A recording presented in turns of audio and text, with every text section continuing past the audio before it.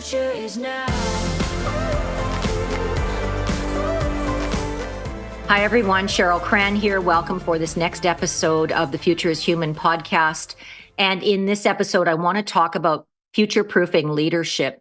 And what does future-proofing mean? It's a buzzword. It's part of the future of work, future of leadership, future is now, all of those future of taglines that we've been hearing for the last decade, actually. I mean, with the future of work, that's something I've been speaking about for the last decade.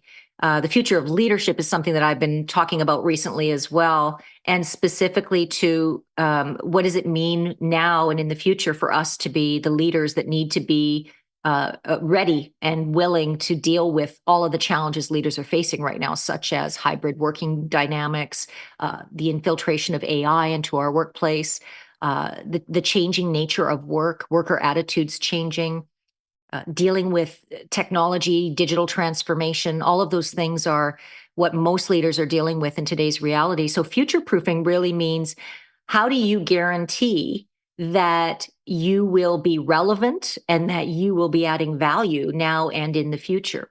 And my answer to that is, if you have a growth mindset, if you are committed to learning and adapting and adjusting, if you are willing to consistently put your ego aside and see yourself as a student of learning and of people, then that attitude alone is going to continue to future-proof you in your leadership role. You will be in high demand from now into the future. But really, when we look at, for you as a leader, like, what are the things we need to do? Now, I want to acknowledge you're already busy. You're already doing a lot of things. Many of you have multiple priorities and multiple things going on. But these things that I'm about to share with you, we have to have these top of mind. Otherwise, we do risk getting caught in sort of a limited mindset, or in repetitive task behavior, or in not looking at what's around us to see the signs of emerging trends and such. So the 3 steps in future proofing, the first one is exactly what I just said: identifying emerging trends and the disruptions that are shaping the future. So in my book, Next Mapping, Anticipate, Navigate, and Create the Future of Work, I talk about this, that as a leader, we need to have our ear to the ground around, hey, what's happening with worker attitudes? Like, is this a generational thing that's going on with how people are looking at work, or is this a social trend that's shifting because overall the psychology of workers is shifting? And in our research at Next Mapping, we have found that social change around work, the emerging trend is around doing work as a more of an adjunct to life versus it being the center of our lives. And there is a generational connection to that, in that baby boomers, I call them Zoomers, baby boomers refuse to age. Zoomers have come up through their career with work, work, work, and then, that your work is your identity, and, I have to go to work, or I can't do that because of work. And so work was that central overarching theme for Zoomers. And I would say that's probably true for a good number of Gen X's as well.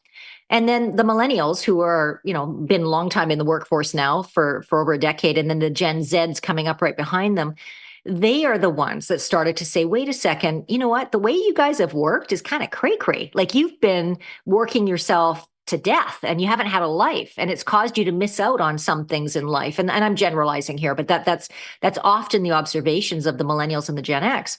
So when you look at this work-life balance social trend, this has been going on for a while, but now it's going to continue to amplify.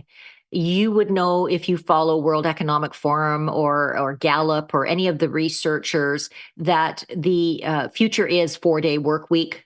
Some countries are already doing that.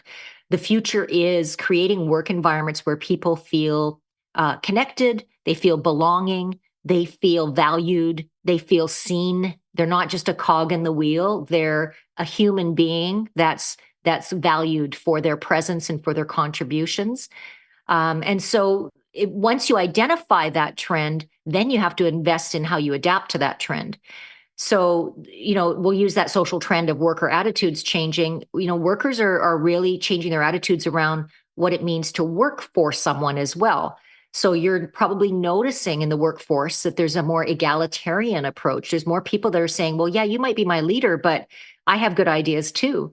Or you might be my boss and I respect you, but respect is mutual, So that's, you're probably feeling and seeing that. And for a lot of leaders, if you don't identify the emerging trend, then you risk resisting the change that it's creating. And I see that a lot in the work that I do, both as a keynote speaker and in my consulting and coaching, as I see a lot of leaders who they'll become aware of the trend, but then they want to fight it. I don't care if that's what workers want. This is what we do here. It's like, okay, and I have deep respect for organizational culture and why organizations do what they do. However, I'm talking about this from a social phenomena. If we're not adapting to what social trends are saying workers want, then we're actually missing the signals, and it could impact us as far as being able to retain the workers that we already have. It could impact us in that we're unable to attract the right kind and caliber of worker that we want. So there's all sorts of implications of not responding to a trend. So the first step is identifying the trend. The second one is responding, investing, keeping an open mind to the trend. So if that trend in that social trend in worker attitudes is shifted, then that means we need to invest in leadership development that's going to help us understand their mentality, understand how we have to adapt our leadership approaches and processes in order to meet this social trend and attitude change. So I'll give another example. Gosh, I don't think it was that long ago, but I used to do a lot of work with Gartner. I was a keynote speaker for their leadership events, and they would talk about this was probably a decade ago. They would talk about bring your own device, BYOD. And because Gartner's a technology organization, and they'd say, oh, we can't have people BYOD because there's security and there's privacy, and they need to be using these specific handheld devices and yada, yada, yada. And I would say then, well, you can't stop the social trend of people wanting to bring their own device to the workplace, because that device is no longer just a phone. It's a mini computer, and its connection to their social network. So you're asking them to give up part of their social connection, basically, by telling them not to bring their own device. Well, I think it was about 5 years later when I was speaking at another Gartner conference, I had a bunch of IT CTOs come up to me and go, you know what, Cheryl? You're absolutely right. We now figured out our way around BYOD so that people can have their own devices. We've got security things in place. So that's an example where they could have gone, no way, you can't bring your device, when in fact the social behavior is want to bring my device. Okay. It's the same with texting. As a keynote speaker, everybody's on their phones when they're in the audience. Now, I can have two choices. Number one, I can have two choices of thought. Number one, how rude, they should be listening to me. Or the second thought, which is the one I have, which is, yep, that is a sign of today's times. Everybody's on their phone. They're texting, they're multitasking. If I can get through to them with one or two profound ideas, then I'm doing my job. So I don't take it personally that they want to do something that I might judge or think is not acceptable. I see it as, this is a social trend that I'm going to adapt to. So those are a couple of examples. But the first one is identifying the trend, being aware of your resistance to it, adapting to the trend, and then investing in the leadership development that helps us be agile with that social trend. And then lastly, it is that mindset of lifelong learning and skill building. So I was speaking for a university in Lethbridge a month or so ago, and a lot of the students there, it was students and faculty. And I invite my audience to text message me when I'm on stage. And one of the questions was, what degree do you think is the most valuable degree in today's environment? And my response was, I said to them, you may not like my answer, but I do not believe that it's a single degree anymore that is what's going to elevate your future or future-proof you.